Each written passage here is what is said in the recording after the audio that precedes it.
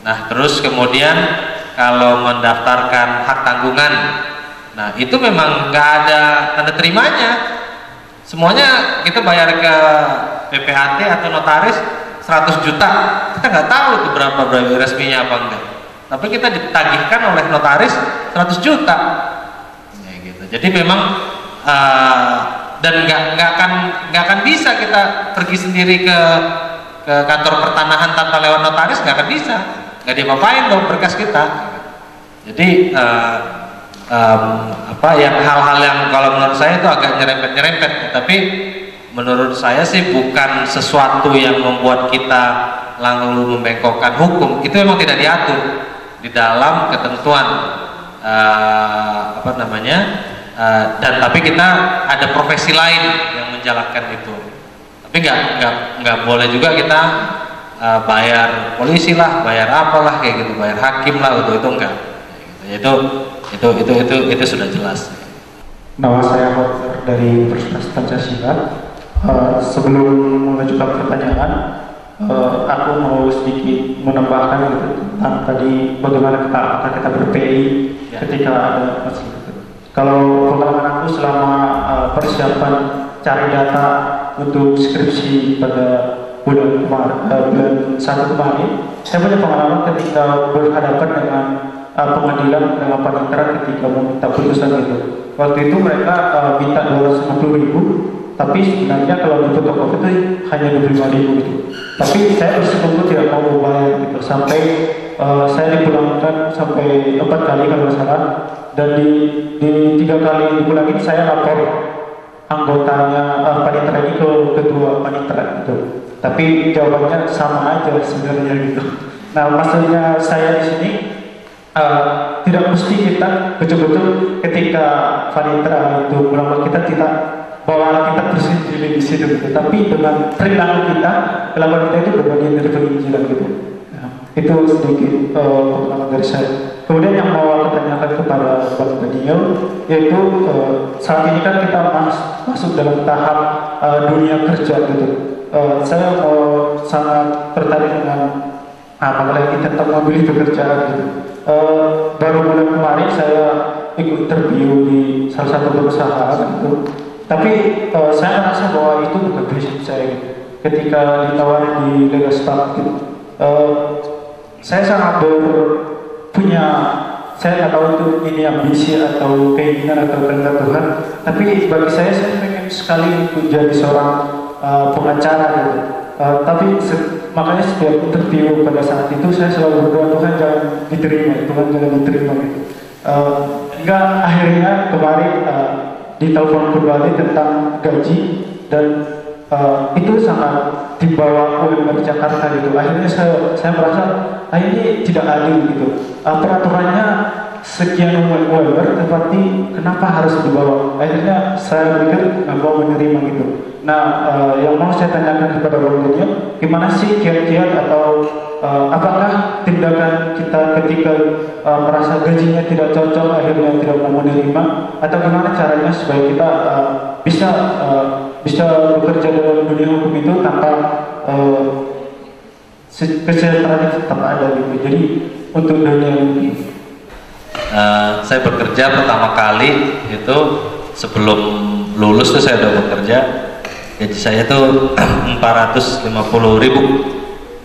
Senangnya minta ampun tuh saya dapat 450.000. Tadi saya sebutkan setelah jadi lawyer saya gajinya 1.000. Nah, bandingkan 450.000 rupiah, saya bisa beliin sesuatu buat pacar saya bisa beli sesuatu buat ibu saya gitu ya. Senang banget gitu, dan itu bahagia dan cukup. Jadi dari situ cukup. Waktu itu saya kerja sebagai in-house legal counsel satu perusahaan. Tapi kemudian setelah lulus saya ngelamar ke law firm. Nah, sebetulnya kalau memang kita bisa mencukupi kebutuhan kita, waktu itu saya kos Depok, jadi masih oke-oke aja sih ya. Kalau kita bisa memenuhi kebutuhan kita dari apa yang kita terima, sebetulnya kita coba bisa untuk hidup dengan itu. Yang penting bagi saya adalah pekerjaannya itu membantu kita meningkatkan kemampuan kita nggak, skill kita nggak, talenta kita nggak. Kalau nanti kamu diminta untuk melakukan antar-antar ini, antar-antar itu, wah itu nggak usah diambil tuh pekerjaan kayak gitu. Jadi maunya kayak gitu kita ikut menganalisa, mengkaji kayak gitu. Nanti kalau kemudian kita sudah punya pengalaman dan kemungkinan ada kesempatan untuk pindah ke tempat yang lebih baik, dengan artian kita bisa mengembangkan diri dengan lebih baik, kita mendapat penghasilan yang lebih baik, dan memberi kesempatan kita untuk maju dengan training-training, nah itu bisa kita lakukan. Nah, sebetulnya ada beberapa advokat Kristen yang cukup baik yang litigasi, dan saya tahu bahwa mereka tidak terlibat dalam sogok menyogok litigasi.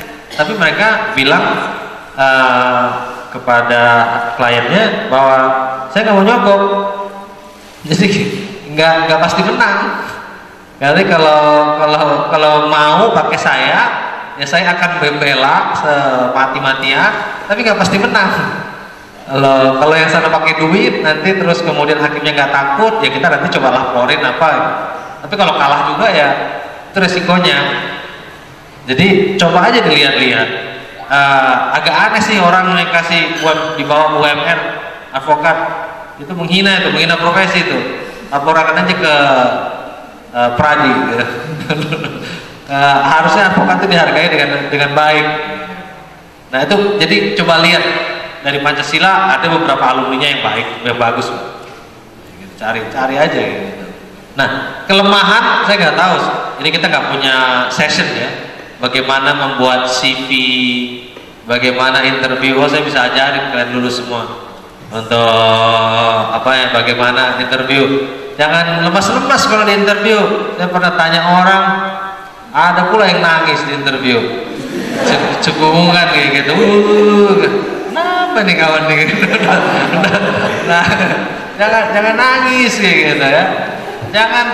Jangan kayak lecek-lecek kayak gitu, kayak ya saya tahu lah mahasiswa baru lulus gitu, nggak punya baju bagus-bagus, tapi nggak harus mahal, rapi, masuk dulu ke toilet kemana rapi, dandan, pakai dasi kayak gitu. Saya dulu ingat banget waktu habis itu mahasiswa itu saya satu-satunya yang datang pakai jas, orang juga heran kayak gitu, ini orang gaya apa nih?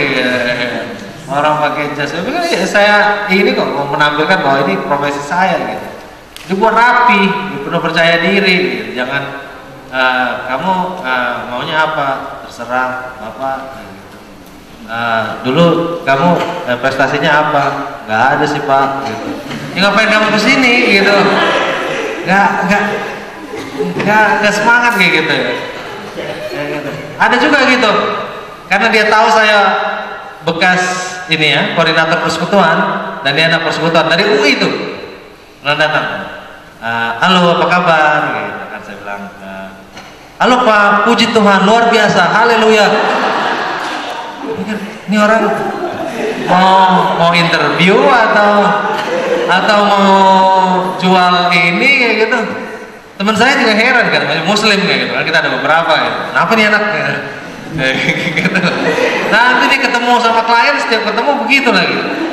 Itu kayak kliennya lari, yang sewajarnya. Gitu. Dan ya ada beberapa teknik lah gitu. Nggak tahu nih, kita nggak punya waktu. Kalau saya bisa kasih setengah jam cara membuat CV, gitu. Interview apa yang harus dilakukan dan apa yang jangan dilakukan. Nah, itu pasti ini tuh. Kita udah habis waktunya, nanti kita ngobrol-ngobrol lagi. Jadi kalau kita makan atau apa, habis kami katanya. Besok saya serahkan kepada panitia, tapi sebelum itu kita ini tutupnya bagaimana? Kita mau berdoa dulu, nyanyi dulu, berdoa dulu kita ya. Bapak di surga, terima kasih untuk waktu yang Bapak berikan kepada kami bisa menikmati persekutuan, kebersamaan, firman Tuhan yang begitu mulia dan indah. Tuhan, apa yang kami pelajari dari teladan anakmu Yusuf, Daniel, dan Amos, dan banyak tokoh-tokoh Alkitab lainnya yang sudah sering kami dengar.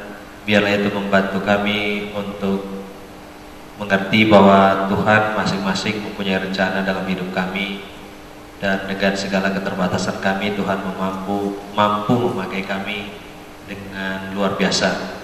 Tuhan, kami seringkali underestimate kemampuan kami tidak menyadari bahwa kami tidak ada, seringkali kami menyadari bahwa kami tidak ada apa-apanya, namun kami juga mengamini jika Tuhan berkenan memakai kami, Tuhan dapat memakai kami dengan hebatnya Bapa. Kami berdoa untuk masalah waktu-waktu pergumulan kami, mengerti kehendak Tuhan, Tuhan yang tanamkan beban dalam hati kami tentang keadaan hukum di Indonesia dan keinginan kami untuk ikut serta di dalam perbaikan keadaan hukum di Indonesia ini ya Tuhan. Tuhanlah yang menyertai kami dalam pergumulan kami, baik pergumulan dengan keluarga, baik pergumulan dengan pelayanan, pergumulan studi kami, semuanya itu kami serahkan ke dalam tangan Tuhan. Terima kasih Tuhan yang baik, Tuhan yang memimpin hidup kami. Kami menyerahkan sisa acara kami pada malam hari ini ke dalam tangan Tuhan. Amin.